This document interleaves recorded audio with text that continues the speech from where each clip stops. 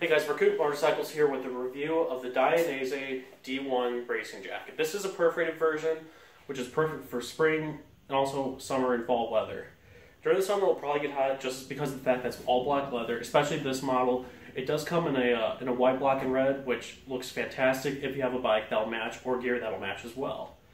Now, the advantage of Dainese is their name and also the fact that they partner with NASA on several projects, and so you know that their product will be backed with total quality, which is really what you want, especially if you're going to be trusting your limbs with it.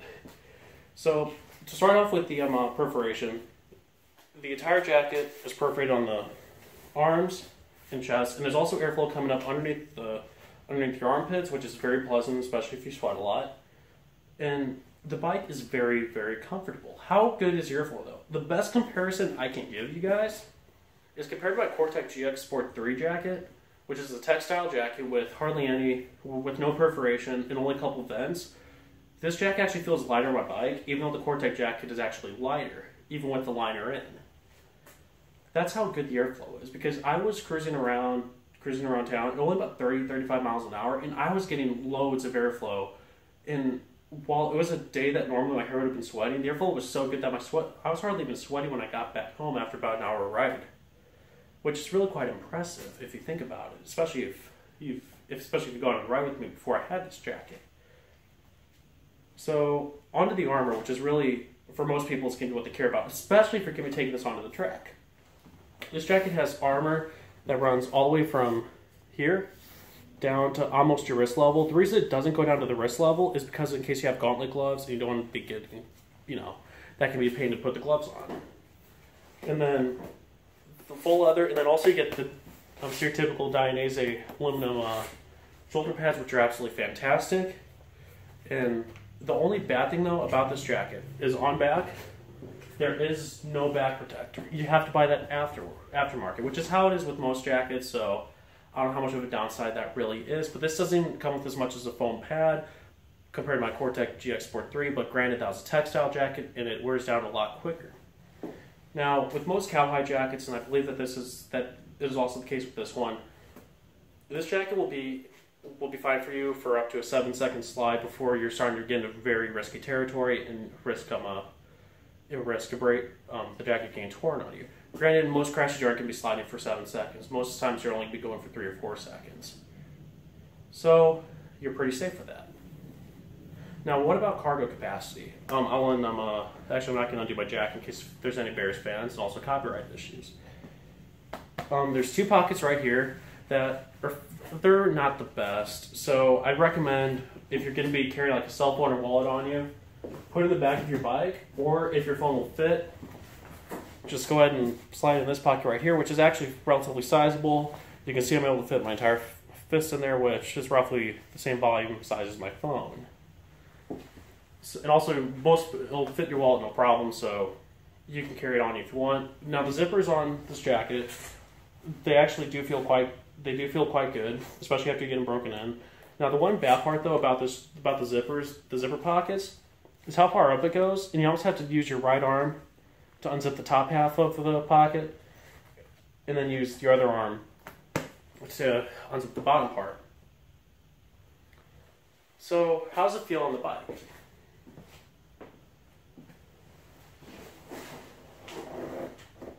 So, everything feels fine. You can tuck in, it'll still feel fine. I mean, you can go all the way in, and you'll still feel perfectly fine. Now, the only part, though, about that kind of is a little bit annoying is the collar right here. Since it's not a Velcro collar, you're not going to get the usual V down. It goes all the way across your neck, and it kind of chokes you up a little bit, as you can hear right there. Now, the nice thing about this collar, though, is that you don't have to worry about the Velcro wearing out, because these are buttons, and once you get used to them, they're actually quite nice. Now, would I recommend this jacket to a beginner rider? Absolutely. Granted, it's a lot of money, so if you're a beginner rider and you're not sure you're going to want to keep going to motorcycles, which you probably will, but you never know, something might happen, you might get scared, which that's okay, and you decide to quit riding. If there's any doubt in your mind that you're not going to continue riding, like was kind of my mentality when I bought a bike, don't buy this jacket. But if you're absolutely positive that you are going to continue riding for a long, long period of time, like, this jacket is definitely for you because of how safe it is and because of how much bang for your buck you get. Now, I wouldn't recommend investing in a back protector. There's no way around that. You ought to have a back protector, which has to be my next purchase. But standing right here in my garage, it's about 75 degrees outside. I'm getting kind of toasty right now. Granted, I'm also wearing Dainese leather pants as well, so it's partially my fault. But if you're stuck in traffic on even a warm day, you're going to be getting pretty toasty, and I hope you have extra deodorant with you. So, how about my final thoughts on this jacket? For the ride, it's fantastic. I've worn an Alpine Star jacket, my Cortec jacket, obviously. This is by far the best one that's fit me the best. This is a size 52 short. I'm only 5'7". I'm a shorty, I know. I just admitted that. So, and this fits me perfectly. Like, the only complaint is that the arms might be a little bit too long, especially my left arm, but that's really not that bad.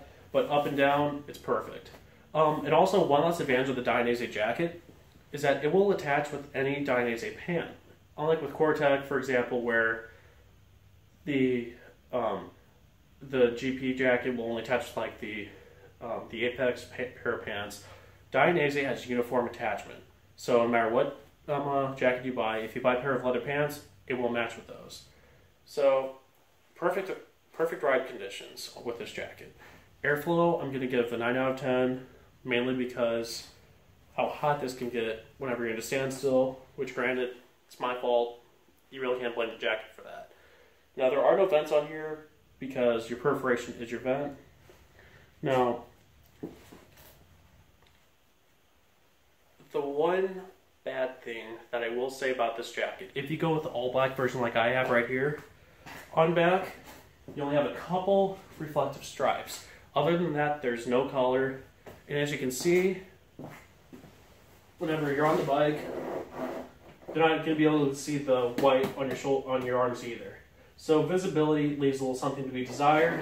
But granted, Dainese also offers a version of this jacket where this black right here is red, which can help, especially if you're turning around like this a lot.